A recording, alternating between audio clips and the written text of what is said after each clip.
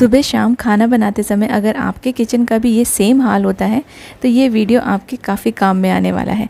Kitchen में चाहे कितनी भी स्पेस हो, कितना भी बड़ा किचन हो, लेकिन जब हम लोग कुकिंग करते हैं तो हमारा जो किचन होता है ना, उसका बहुत ही ज़्यादा बुरा हाल हो जाता है।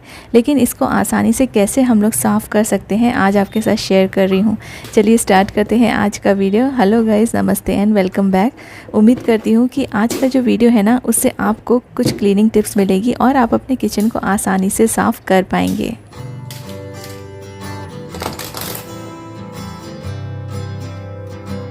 जब हम लोग कुकिंग स्टार्ट करते हैं तो हम लोग बहुत सारा सामान अपने काउंटर टॉप पे लाके रख देते हैं, जिससे हमारा जो मूवमेंट होता है ना, थोड़ा सा कम होता है। हमें यहाँ वहाँ कम जाना पड़ता है, तो एक साथ सारा सामान हम लोग लाके रख देते हैं और ये सारी लेडीज़ ऐसे ही करती हैं। इससे इजी होता है, सामने सामने चीज़ें हमें मिल जाती है। तो सबसे पहले जो भी चीज़ें आपने काउंटर टॉप पे लाके रखी है और जो यहाँ पे बिलोंग नहीं करती है, वो चीज़ें आप अच्छे से वाइप करके उन्हें उठाकर उनकी जगह पे रख दीजिए। इससे आपको समझ में आएगा कि कहाँ कहाँ पे ज़्यादा गंदगी है और फिर आप उसे क्लीन कर सकते हैं। सबसे पहले मैंने काउंटर टॉप पे से सामान हटा लिया है और गैस के ऊपर जो मेरे जो बर्तन रखे थे जिसमें खाना अभी पक रहा था, उसको मैंने साइड में एक टॉवल के ऊपर रख दिया है। तो मैंने आपके साथ शेयर किया था कि काउंटर टॉप पे डायरेक्टली गर्म बर्तन मत रखिए, इससे आपका जो काउंटर टॉप है ना, उस पर स्क्रैचेस एंड जो स्टेन्स आते हैं वो नहीं आएंगे और ये बहुत सालों तक ख़राब नहीं होगा। उसके बाद मैंने ना, आपने देखा होगा कि जो भी वेजिटेबल का जो कचरा था वो मैंने एक न्यूज़पेपर में रखा था। उससे ये हो जाता है कि बहुत ज़्यादा जो काउंटर टॉप होता है ना, ज़्यादा गंदा नहीं होता है और उससे हमारी साफ़ सफाई कम रहती है और उसमें कम समय लगता है। अब आप सबको पता है कि मेरे पास डिश वॉशर है और मैं मोस्टली डिश वॉशर में ही अपने बर्तन वॉश करती हूँ। लेकिन डिश वॉशर में डालने के पहले इन बर्तनों में से खाना निकालना पड़ता है। अगर आप ऐसे ही खाने के साथ ही डिश वॉशर में बर्तन डाल देंगे तो ये जो जितना भी फूड पार्टिकल्स है, ये जाके हमारे जो डिश वॉशर है उसके जाली में अटक सकता है, जिससे कि वो चीज़ भी ना जल्दी ख़राब हो जाती है। तो जो इलेक्ट्रॉनिक चीज़ें होती है, जो अप्लायंसेस हम लोग किचन में यूज़ करते हैं, कुछ चीज़ें हमें ध्यान में रखनी पड़ती है।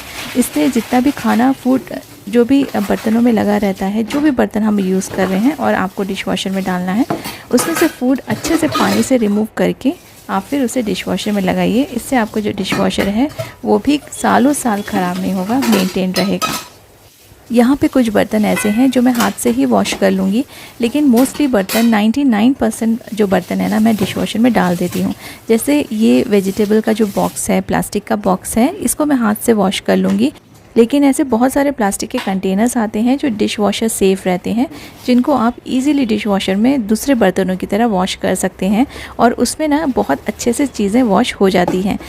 वर्किंग लेडीज़ हो या आप घर पे ही रहते हो, डिश वॉशर बहुत ही इम्पॉर्टेंट होता है। इससे आपका समय भी बचता है और बहुत ज़्यादा मेहनत भी बचती है, क्योंकि खड़े रह के ना बहुत देर तक बर्तन वॉश करने पड़ते हैं। तो ये सारी चीज़ें अवॉइड करने के लिए अगर आप अफोर्ड कर सकते हैं तो आप एक डिश वॉशर ज़रूर रखिए अपने किचन में। इससे आपके जो काम है वो आसान हो जाएंगे। काउंटर टॉप क्लीन करने के पहले मैं बर्तन इसलिए वॉश कर रही हूँ क्योंकि सिंक में जब बर्तन पूरे भरे हुए रहते हैं ना, तो मेरा ना दिमाग बिल्कुल चलना बंद हो जाता है। इससे सबसे पहले इन बर्तनों को हटाना मुझे सबसे बेटर लगता है। फ़र्स्ट मैं स्टेप वही करती हूँ कि अपने जितने भी बर्तन सिंक में जमा है ना, उनको मैं हटा देती हूँ और एक टब में डाल देती हूँ और फिर मैं धीरे धीरे इसको डिश वॉशर में सेट कर लेती हूँ। अगर बर्तन बहुत ज़्यादा नहीं हैं तो मैं इन्हें ऐसे ही टब में रहने देती हूँ और जब पूरे अच्छे से बहुत सारे बर्तन जमा हो जाते हैं तब मैं एक साथ इसे डिश वॉशर में लगा देती हूँ। अब जब सिंक खाली हो जाता है ना, तो फिर समझ में आता है कि क्या काम कहाँ से स्टार्ट करना है। तो ये मेरा जो सिंक है काफ़ी छोटा है, इसलिए मुझे बहुत सारे बर्तन यहाँ पे अगर रहें तो ये बहुत ज़्यादा क्लटर दिखता है एरिया और ऐसा लगता है कि बिल्कुल स्पेस नहीं है काम करने की। तो सबसे पहला मेरा काम ये होता है कि जितने भी बर्तन निकले हैं कुकिंग के बाद, उनको मैं हटा देती हूँ। इसके बाद ना जो गैस बर्नर है उसको क्लीन करती हूँ। तो ये जो क्लीनिंग है, थोड़ी सी जगह भी बन जाती है और फिर ये सारी जो क्लीनिंग होती है ये इजी हो जाती है। अब यहाँ पे काफ़ी सारा फूड गिरा हुआ है, तेल के छींटे उड़े हुए हैं, मसाले के छींटे उड़े हुए हैं, तो इसको सबसे बेटर है कि हम लोग स्क्रब कर लें। कपड़े से पोंछते रहेंगे ना तो फिर बहुत बार इसे क्लीन करना पड़ेगा और काफ़ी टाइम आपको वाइप करने में लग जाएगा। इसलिए जितने भी तेल के छींटे हैं और जो मसाले के छींटे हैं, ये सारी चीज़ें मैं स्क्रब कर लेती हूँ। ईज़ी हो जाता है और जल्दी से जल्दी ये साफ़ हो जाता है। किचन को जब भी आप स्क्रब करते हैं, चाहे आपका गैस बर्नर हो या टाइल्स हो या काउंटर टॉप हो, तो बहुत ज़्यादा आप सोप मत यूज़ कीजिए। थोड़ा सा सोप लगाइए और जो भी ब्रश आप यूज़ कर रहे हैं उसे अच्छे से वेट करते हुए फिर आप स्क्रबिंग स्टार्ट कीजिए। बहुत ज़्यादा सोप लगाने से हमारे काउंटर टॉप पे या फिर गैस बर्नर पे टाइल्स के ऊपर वाइट स्टेन्स आ जाते हैं, क्योंकि बहुत बार साबुन ठीक से निकल नहीं पाता है यहाँ से, तो ये जो रह के ना इसमें वाइट स्टेन्स आ जाते हैं। कभी कभी पानी के भी स्टेन्स रह जाते हैं, तो इसलिए इसको साफ़ करना अच्छे से बहुत ज़रूरी है। अच्छे साफ़ कपड़े से इसको वाइप करेंगे तभी ये जो स्टेन्स है ना ये आपके काउंटर टॉप पे बर्नर पे नहीं रहेंगे। तो इससे कम से कम सोप लीजिए। बहुत ज़्यादा सोप लगाने की वैसे भी ज़रूरत नहीं है, थोड़ा सा हल्का सा हम लोग ड्रॉप्स ले लेंगे सोप के, तो ये अच्छे से क्लीन हो जाएगा। अपने किचन को वाइप करने के लिए आप ऐसे कपड़े यूज़ कीजिए जो पानी को अच्छे से सोख ले, तो इससे आपको बहुत बार वाइप करने की ज़रूरत नहीं पड़ती है। अगर हम ऐसे कपड़े लेते हैं जो पानी को नहीं सोखता है ना, तो फिर ये जल्दी जल्दी से क्लीन नहीं हो पाता है सरफेस, और आपको 5 से 6 बार इसे बार बार साफ़ करके फिर आपको वापस से वाइप करना पड़ता है। तो ये माइक्रोफाइबर का कपड़ा काफ़ी अच्छा है, या फिर आप कोई भी कॉटन के कपड़े भी ले सकते हैं। आप अपने पुराने टॉवल्स भी यूज़ कर सकते हैं, उन्हें छोटे छोटे पीसेस में कट करके। तो ये सारी जो चीज़ें होती हैं ये अगर आप ध्यान रखेंगे तो आपका जो किचन क्लीनिंग का जो टाइम है वो काफ़ी आप सेव कर पाएंगे।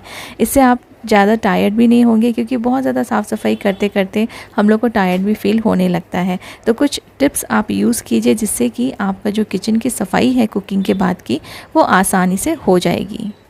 बर्नर के जो स्टैंड है ये बहुत ज़्यादा गंदे नहीं हुए थे, बट फिर भी जब इतनी मैं साफ़ सफाई कर ही रही थी तो मैंने इनको भी अच्छे से स्क्रब करके साफ़ कर लिया है।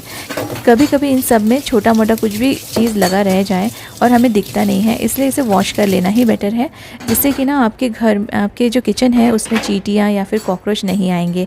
खाना अगर बहुत दिन तक चिपका रह जाता है या कहीं ऐसी जगह पे लगा रह जाता है, उसकी वजह से ना घर में चींटियाँ और कॉकरोच या दूसरे इंसेक्ट्स अट्रैक्ट होते हैं और फिर आपका जो किचन है वो अनहाइजीनिक हो जाता है। तो इन सब चीज़ों को अवॉइड करने के लिए अच्छे से क्लीनिंग करना बहुत ज़रूरी है। अगर आपका किचन साफ़ रहेगा तो आपके किचन में ये सारे इंसेक्ट्स नहीं आएंगे।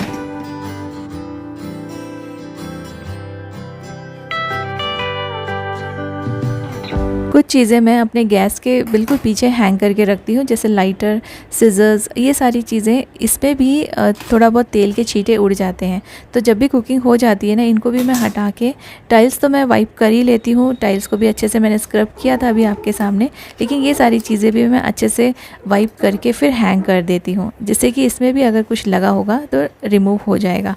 जिनको साफ़ सफाई पसंद होती है ना वो ये छोटी छोटी चीज़ों का ध्यान रखते हैं, और इसमें बिल्कुल भी कोई आपका एक्स्ट्रा टाइम नहीं लगने वाला है। 3-4 चीज़ें हैं, आप पूरा का पूरा किचन साफ़ कर ही रहे हैं, तो छोटी मोटी ये जो चीज़ें हैं ना इनको क्यों छोड़ना, इनको भी आप साथ साथ में साफ़ करके रख सकते हैं, जिससे आपका किचन बिल्कुल कम्प्लीटली क्लीन हो जाएगा और कहीं भी कोई भी चीज़ गंदी नहीं रहेगी। बहुत लोगों के घर मैंने देखा है कि जब खाना बन जाता है तो डाइनिंग टेबल पर अच्छे से सजा के रख देते हैं, लेकिन क्या होता है ना, जब हमें खाना गर्म करना हो तो वापस से डाइनिंग टेबल से हमें किचन में वापस खाना वो लाना पड़ता है। तो ये इस मूवमेंट को या फिर इस एक्स्ट्रा जो काम है ना उसको अवॉइड करने के लिए मैं किचन में ही साइड में, जहाँ पे मेरा काउंटर टॉप बिल्कुल स्पेस फ्री रहता है, वहाँ पे मैं एक न्यूज़पेपर बिछा देती हूँ, और जो भी मेरा खाना रेडी है ना उसको मैं न्यूज़पेपर के ऊपर रख देती हूँ। इससे काउंटर टॉप भी गंदा नहीं होता है। जब हमको खाना गर्म करना है तो हम यही कि यही खाना गर्म भी कर सकते हैं, और अगर जब हम खाना अपने प्लेट में सर्व करते हैं तो काउंटर टॉप पे कुछ गिरता नहीं है। इससे भी आपकी जो क्लीनिंग है वो थोड़ी बहुत बच जाती है। तो ये चीज़ें मैं हमेशा करती हूँ। अगर आपको न्यूज़पेपर पसंद नहीं है तो आप मैट्स भी बिछा सकते हैं, या फिर आप पुराने कोई कपड़े यूज़ कर सकते हैं, उन्हें कट करके आप अपने काउंटर टॉप पे स्प्रेड कर दीजिए, और फिर जो भी आपका फूड रेडी है उसके ऊपर आप रख दीजिए।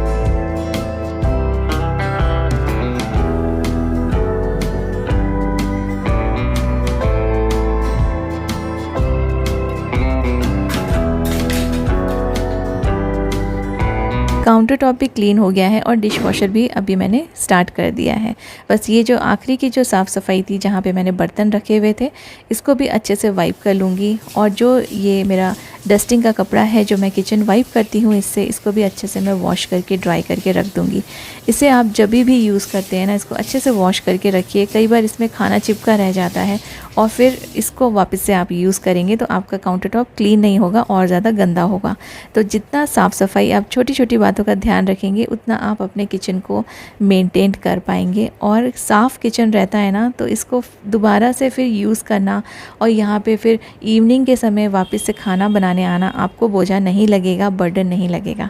तो अपने किचन को जितना आप साफ़ रखेंगे आपके लिए आसानी होगी, लेकिन इसको आप ईज़ी तरीके से भी कर सकते हैं। कुछ चीज़ें ऐसी हैं, कुछ बातें ऐसी हैं जिसे आप फॉलो करके अपने किचन को हमेशा 24 आवर्स क्लीन रख सकते हैं। बस कुकिंग के बाद और कुकिंग के समय आप कुछ चीज़ों का ध्यान दीजिए।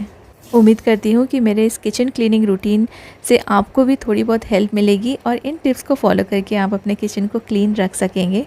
Thank you so much for watching.